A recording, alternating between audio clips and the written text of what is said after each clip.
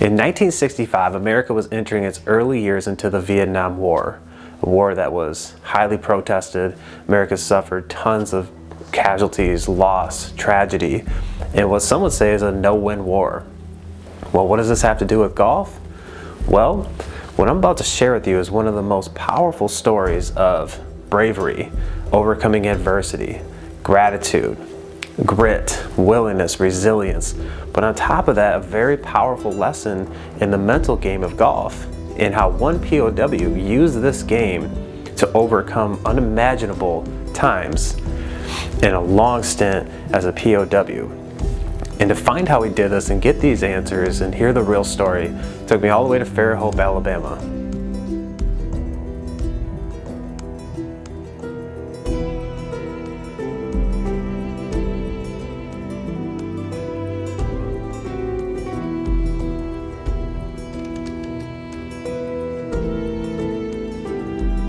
September 27th of 1965, Col George Robert Hall, captain at the time, was flying one of his many recon missions over North Vietnam. When his plane was hit, he was shot down and ultimately captured by the North Vietnamese. Now, he's about to take us through one of the most fascinating and powerful stories about how he used the game of golf to overcome unimaginable times. But on top of that, how he used this mental visualization skills not only to survive, but what he was able to accomplish when he returned home is unbelievable. And to be able to tell you this story, I was able to sit down with his oldest son, PGA golf professional, Bobby Hall. Well, can we start at the beginning? How old were you when? I was 9 years old. This was. Dad was flying out of Saigon during Vietnam, and we were living in Okinawa at Kadena Air Force Base, and that's where I kind of started playing golf. There was a little par 3 course on the Army base there, and he'd take me to and play, and those are my best memories. And Dad coached me in baseball, and he was very athletic in high school, good athlete. And then while we were in Kadena in September 1965, he was flying a mission over Hanoi and with another pilot, and they flew an F-101, which was a reconnaissance plane, took pictures. Wasn't a fighter jet, but I mean, it was a fighter, but he would go in after low-level bombings by 105s and bridges and things that they had been bombing and taking pictures, and that was his job as a recon pilot, to get those pictures back for information. Of course, we didn't have a lot of satellite imagery back then. Right. And his plane got hit by a surface-to-air missile and blew him out of the sky. He doesn't remember ejecting. He remembers being banged around in the cockpit. His plane basically split apart, and when he woke up and regained consciousness, he was in the hands of the North Vietnamese people. And, so he doesn't remember the actual. He doesn't remember parachuting, but he had to because the plane exploded, and the back half of it went up in the air, and the front end nosed over, and it probably, from what the other pilot had to say, a chance of survival was none. So we didn't know for a long time if he was alive or dead. We shot down and was listed missing in action.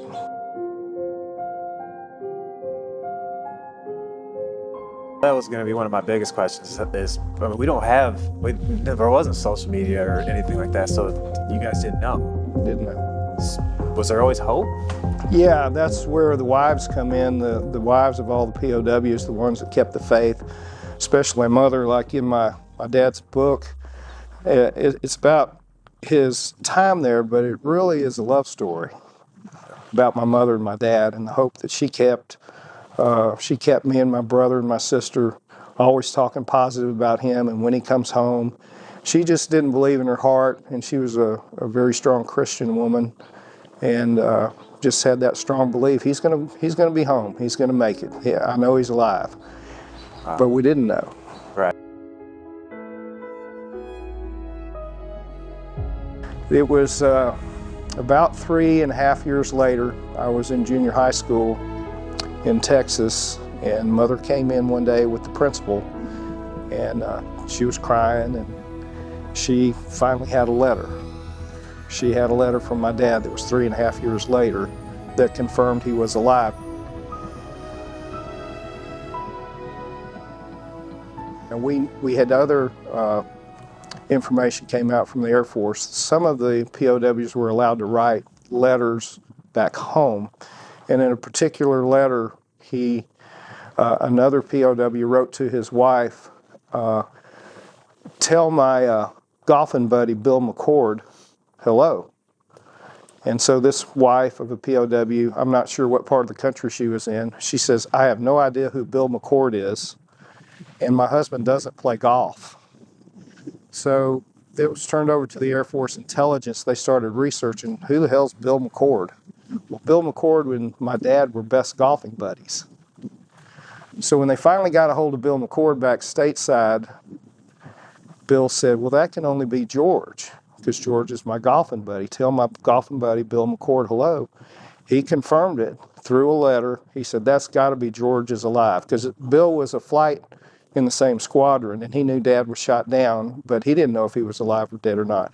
And Bill thought Dad had died in the plane crash. So that gave us the first evidence. So then they pushed back on the Vietnamese at the Paris peace talks, and they said, George Hall is alive, we know because of this letter.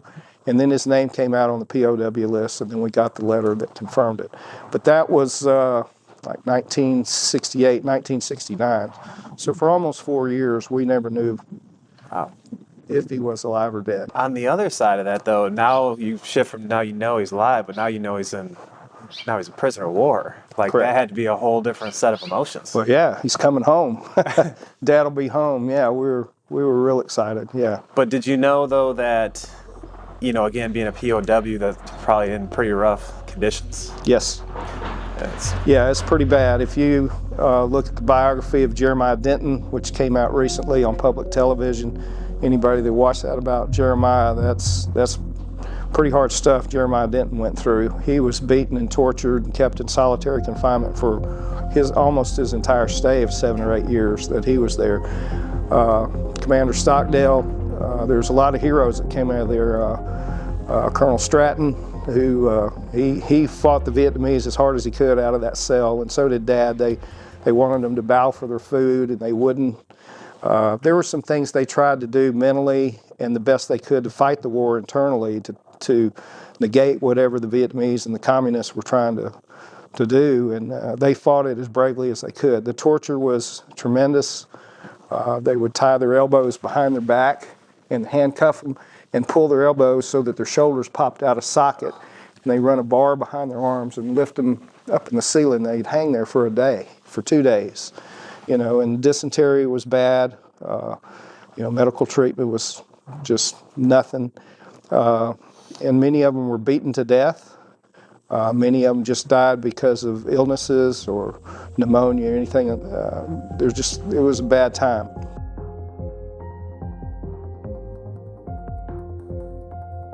And the prison in Hanoi, and when they say Hanoi Hilton, believe me, it's not a damn hotel at all. It was a damn prison built by the French when they colonized North Vietnam.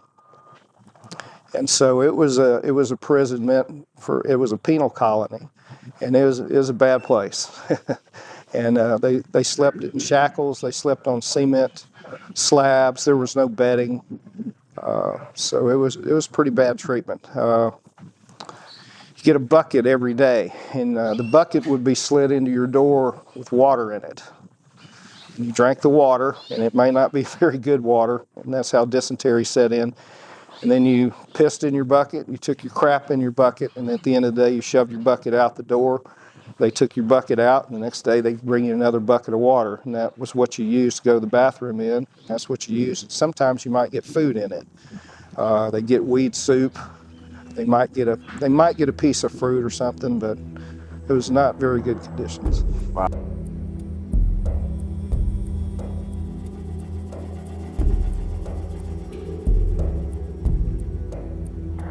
Did he have a sense of time in there? Yes. Like he knew? Yeah. They Like knew when it was Christmas. They knew the holidays. When they could, at the end of the war, toward the end of Vietnam in 71, 72, they were allowed more togetherness in cells and groups and a chance to sing and put a little choir together. They did have some time toward the end of the war. We were putting a lot of pressure on them. Nixon started the bombing back on the Vietnamese and the communists, And so they started letting them out a little bit more. They started getting a little bit better treatment, a little bit better food. But it wasn't until the end of the war that they got all those things. But yeah, they knew. They knew how long they'd been there. And they knew what was going on. They kept track of time. Was he solitary the whole time? 3.5 to 4 years solitary confinement. Just Now, dark? Jeremiah Denton and McCain and some others even longer, because they were higher ranking officials, higher ranking officers, and they didn't want the servicemen with them.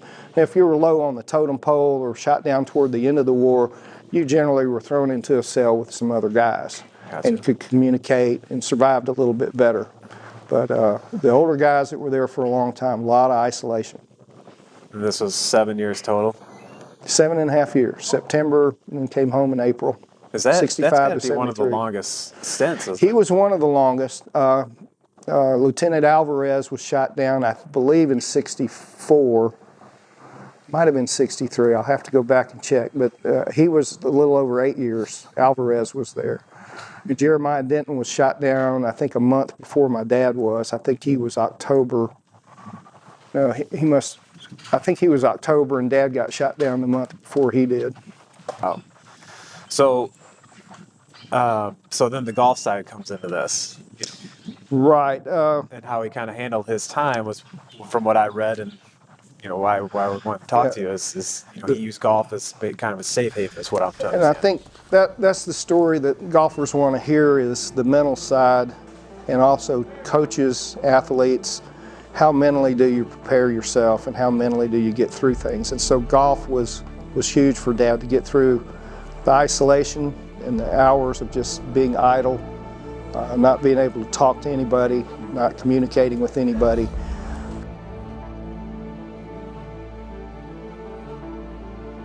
So when Dad wasn't in his shackles or shackled to his bed and he could get up and walk, he was in a 6x6 foot cell.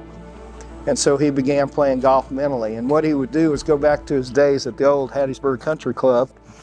He'd get up in the morning and he'd go through the routine of walking in the pro shop, saying hi to the pro. Or he'd say hi to the shoe shine guy, Albert. And there's a great story about Albert in the book.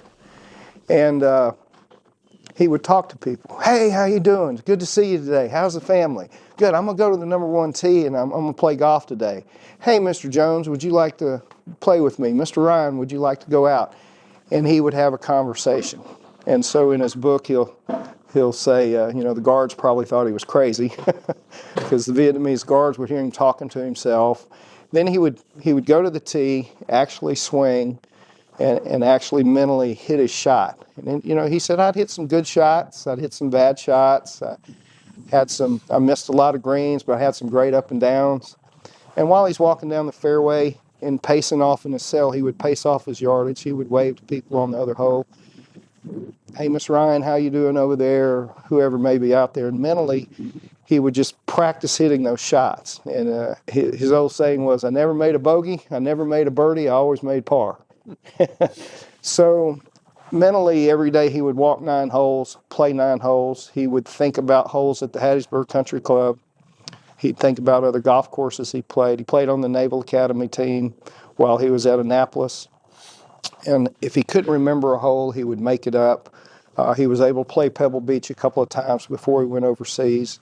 So he would try to think of holes that he had played before. And at times he was given a little stick that he had picked up in the yard, and he would have that stick and he would swing it. They took that away from him several times, but that's what he did mentally to play golf, and or mentally prepare himself through the day. And that's just how he helped keep his sanity. You'll also hear stories about when you did get a cellmate, if you were lucky enough to be in a cell with another person, if somebody knew French or Spanish, he would teach the other pilot French or Spanish. Many of them were really good at math. Dad taught logarithms. He was really good at his math classes at Annapolis, and they would teach each other things. They would play chess mentally and remember where the board was. There's a story about a POW who, in his mind, built his house. He measured off the front porch, had it in his mind, the square footage, how big the bedroom was going to be, where the hallway was. I don't know if this story is true or not, but they said he came back and built the house. after Really? he got back home. So the mental side of that and preparing yourself, that's what helped him get through a lot of that torment and isolation, just being by himself for such a long time. So golf did play a big part in keeping him mentally prepared.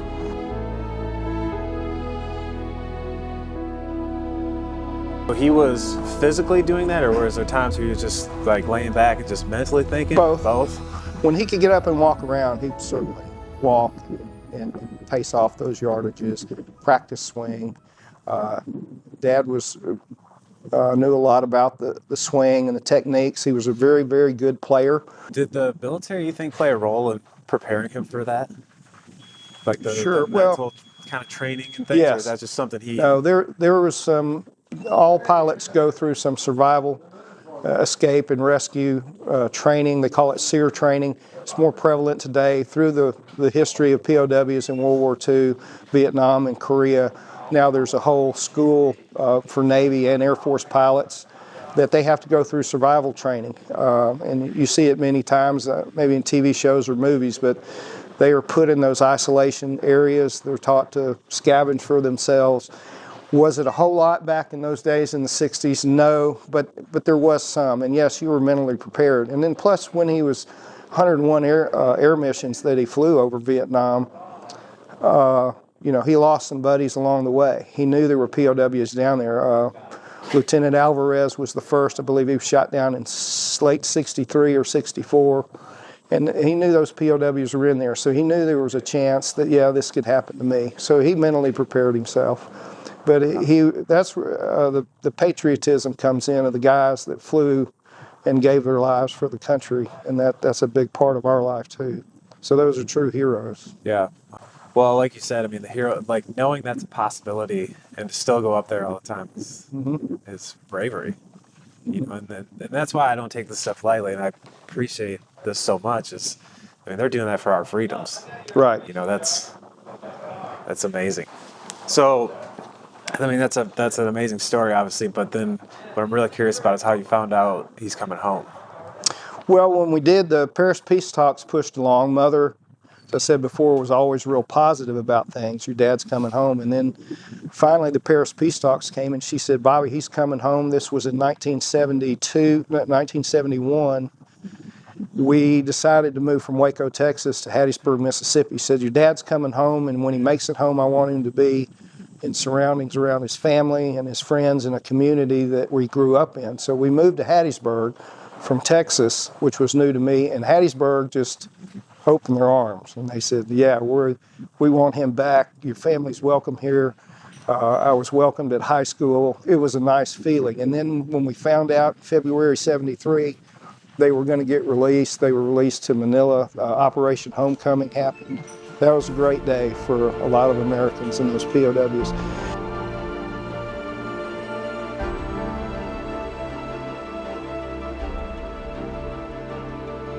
He came home, I had long hair, was wearing a big bow tie, high heel shoes, and I had a Marine haircut about 2 days later. So when he came home, there was a culture shock as to inflation. Money it wasn't that big a deal, but clothing and apparel. The United States, a lot of Americans were not happy with Vietnam. A lot of our soldiers that came back were not treated well, especially ground troops, the boots on the ground folks.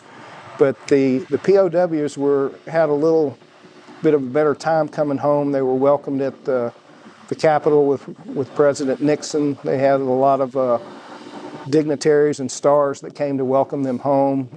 My college was paid for, which I'm very appreciative of. My brother and sister and most POWs, their families they didn't give them all their flight pay and overseas duty pay because they were over there so long. So some other considerations were made for family and made us feel real special. And that was a big part of Americans and our senators and our legislature passing those. So a lot of our POW families got to go to school, which they might have not been able to. Some of the assignments they were given, they could pick where they were going to go. So we were treated very well by the government. So I'm proud of what they did for us. So how old are you when he came home? 16. Just got my driver's license. So 7 years. I mean, did you remember what he looked like? Oh, Did you yeah. recognize him? Oh, yeah, absolutely. And I knew Dad's swing visually because I didn't caddy. I wasn't old enough to caddy, but I walked many around with him. And we watched, he hit balls with me. He taught me how to play. And I'll never forget how he swung. You know very visually how John Daly swings. You know when you see Paul Azinger on the other side of the range. You know when you see Peyton Stewart swing. That's their signature. And Dad's swing, if you'd have brought him home and put him on the driving range and not told him that was him, I'd know it's him by his swing. It was so repetitive. I think that's helped me being a PGA golf professional. It was the background and training that he gave me. But we were excited. He came home to Kiel Air Force Base down in Biloxi, and the rest was a good. We had a great homecoming.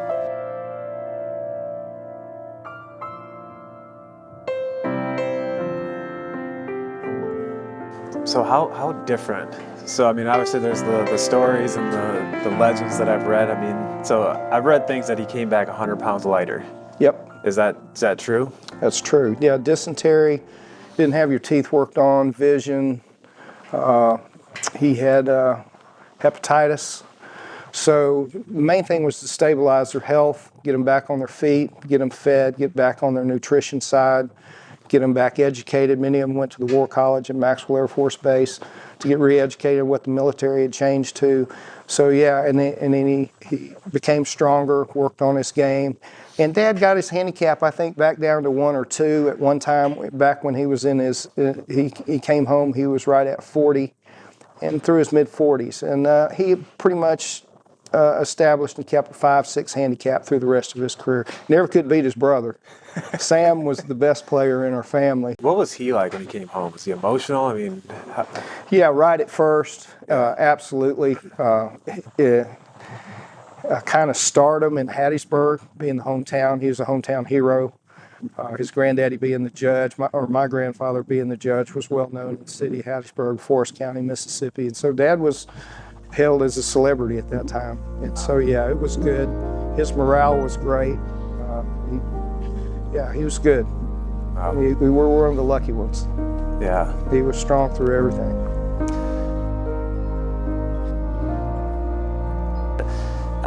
What did he do? Did he compete when he came back? And Sure. Competed at the amateur level in a lot of 4 balls or the club championship, things around Laurel, Mississippi, Hattiesburg, Jackson, go to the Gulf Coast, he'd go to Louisiana. And he played competitive in that fashion.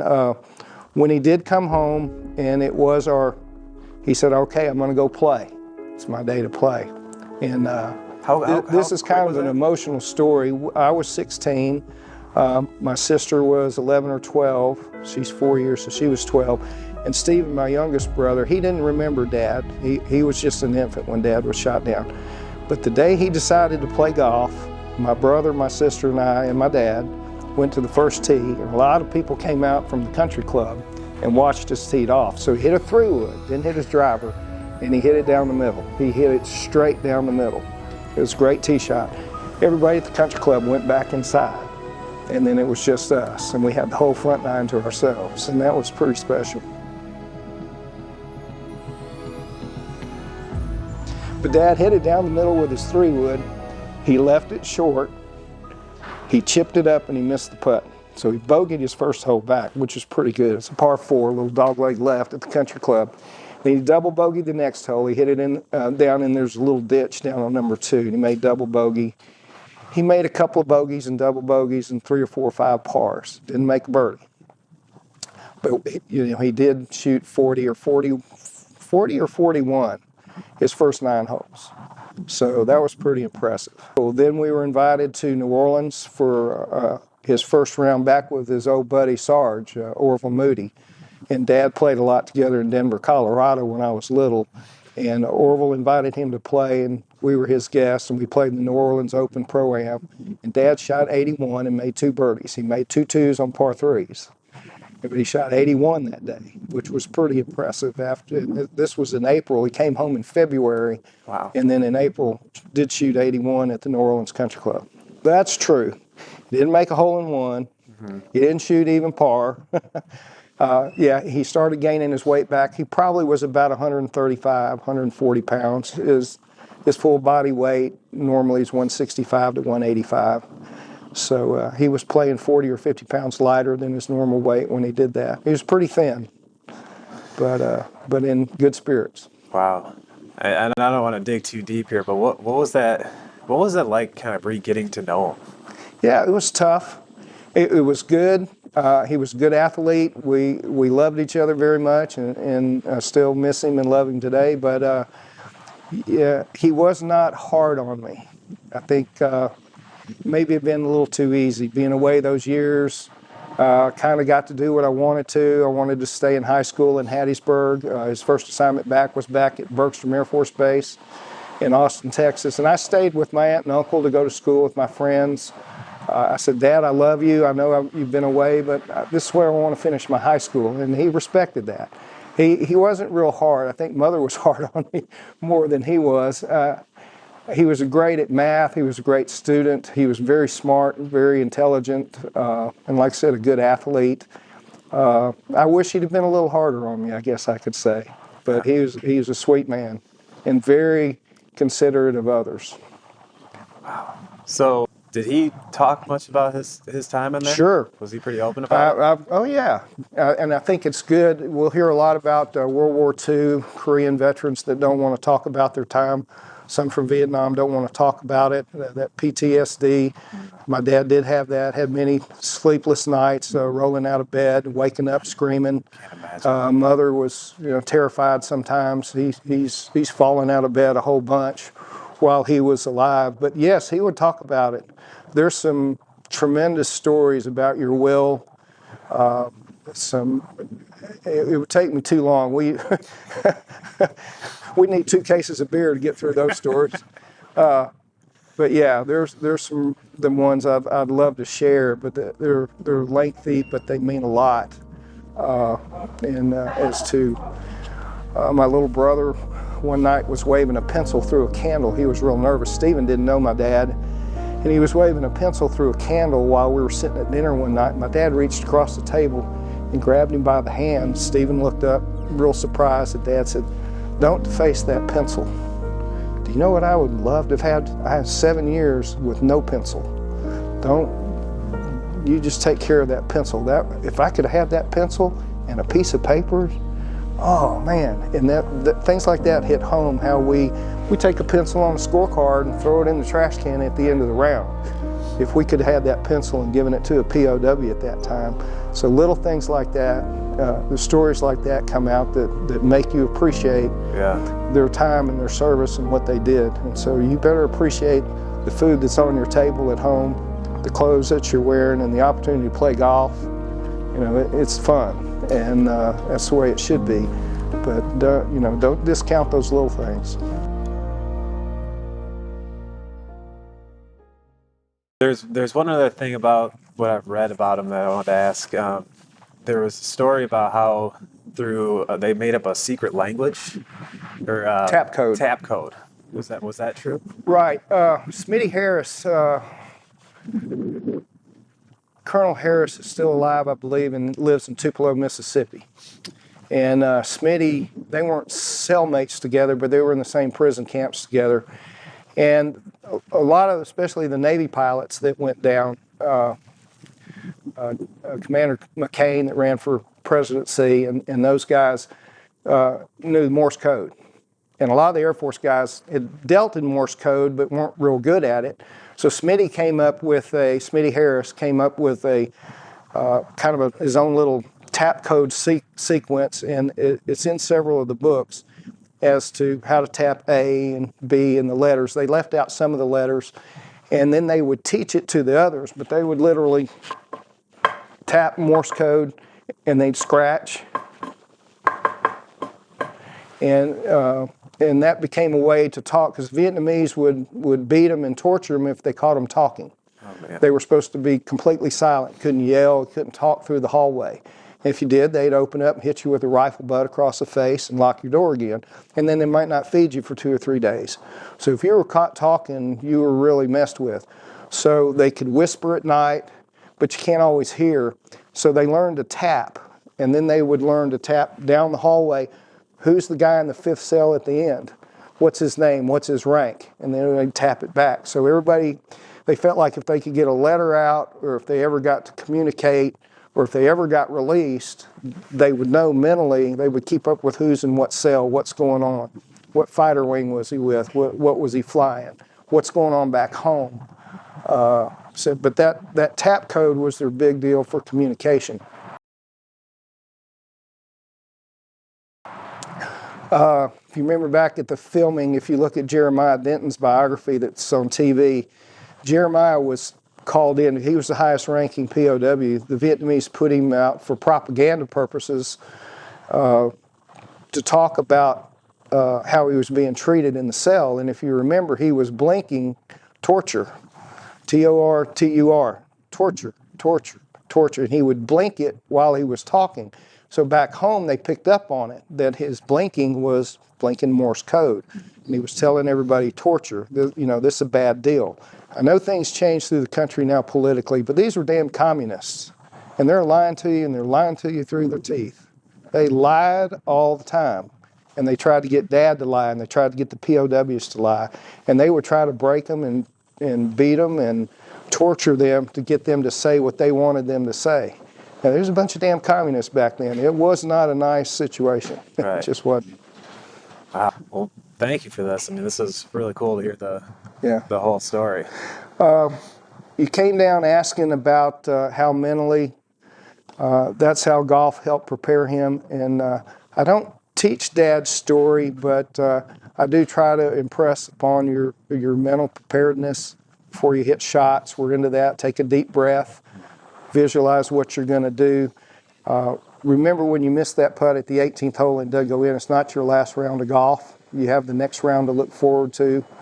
But mentally preparing yourself, thinking about it when you're in bed at night. I had a nice student here many years ago. He won the state high school championship. He played right here at Quail Creek. And he got up in the first round of the state tournament up in, I believe they were in Birmingham. And he didn't play that well. He shot 73 or 74. And he sat down that night and planned out how he was going to attack the golf course. And he shoots 65, turns it all back around, wins the state tournament. Because he mentally prepared himself at night. He was smart, educated. So if you can do those things, the high school students that are listening to this tape, college students out there, plan and prepare. I think, it'll help you. It'll guide you. So, I mean, minus golf, I mean, how did he do it? Like, I mean, that's the question. Just faith. Yeah. Dad stuck his head in that bucket of water a few times. Did he? Oh yeah. It was bad. It was solitary confinement, not knowing if you're going to get home. But he pulled it out, but you had to deal with that.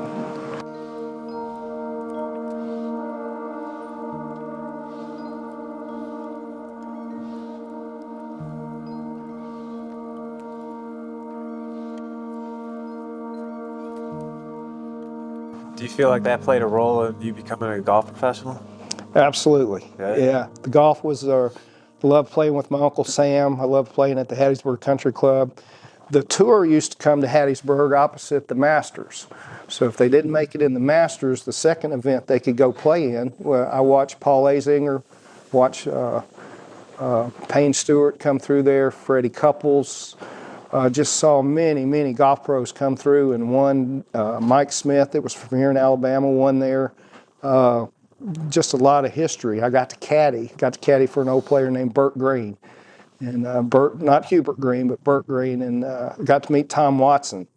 Caddied in several groups down there. Jack Ferenz from Tallahassee, just a lot of the old pros, and it was fun. I used to watch Jim Dent, Jim Thorpe, Lee Elder, before he made it at the Masters. Just a lot of great players, and met got to meet Archie Manning. He used to come play in the Pro-Ams. But that was a great time and a big influence on me. So I really worked on my game and played. And then after college, I sought the career in the PGA and became an apprentice and worked my way up. And now I'm a member of the PGA. I'm very proud of that. So I didn't know this. I'm a little embarrassed about this, but your dad wrote a book. Yeah, Dad wrote a book called Commitment to Honor. It's a short read, but it's about his time there, his experience. He does talk about his golf. Then there's some interviews with my mother in here and what she was doing back home. I do have pictures of my long hair in here. I was younger back during those days. But it's a short read. My sister and I like to say it's a love story because it's about the faith. Mother stayed there throughout everything. There were POWs whose wives left them while they were in prison. They left them thinking they were dead, moved on, remarried. There were some that came back, committed suicide. There were some that came back, just couldn't get along with their wife after what they've been through. But Mother and Dad, and there's several other families, stayed together, kept the unit together, kept the family together. And we had some reunions over the years where I got to meet some of Dad's fighter pilot buddies and their wives. They were a close-knit group, and Mother is still friends with many of them today, and they keep in touch. That was a great fraternity of fighter pilots and what they did with each other, supporting each other. It was pretty neat to meet a lot of those. And I was able to meet Herbie Stockdale and Commander Stratton and some of these other heroes that came out of POW. Dad was very accomplished, very smart, taught me a lot, would take me to tournaments. One of his great sayings that I carry with me, we were in a tournament, was, he said, "What are you doing over there? You're taking too long to play. You need to speed up." I said, "Well, I'm not sure if I need to hit my 8-iron or hit my 7-iron. He said, "Well, hit the one that'll get you there." And he's right. Hit the one that'll get you to the flag. Don't hit the one that you're going to come up short. Yeah. And I carry that with me still today. Hit the one that'll get you there.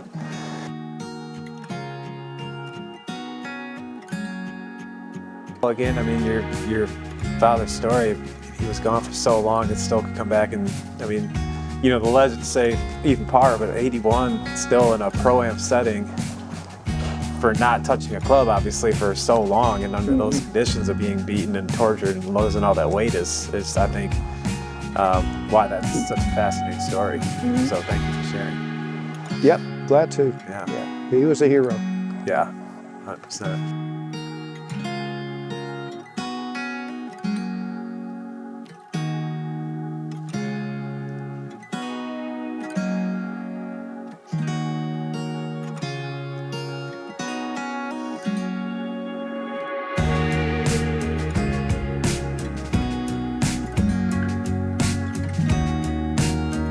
No, I just appreciate you letting me, say what was really happening out there. No, That's what I was trying to open up. Yeah.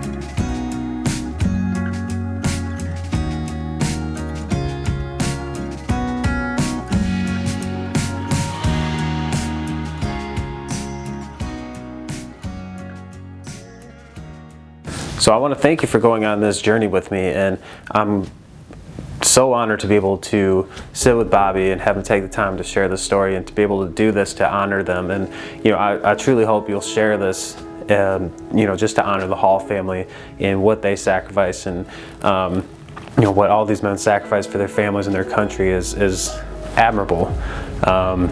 So I'm beyond thankful for you taking the time to go on this journey, to listen to this story, and hopefully you learn some very powerful lessons you can take with you for the game of golf and also in life. So thank you again. Really appreciate that. We'll see you in the next video.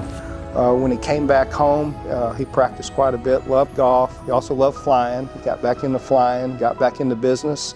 Had a great career with Hattiesburg Coca-Cola Bottling Company. Had a great career with the Merchants Company, a food service company. He was president of that. Continued to fly, continued to play golf. And, I asked him, "Would you rather play golf or go fly?" He said, "I'd rather go fly." But he loved golf. He taught me, my brother, my sister. His brother, Sam Hall, who recently passed away, was the men's golf coach for 16, 17 years at the University of Southern Mississippi. Sam's in the Hall of Fame in Mississippi. So golf is big with the Hall family. It's always been a part of our life.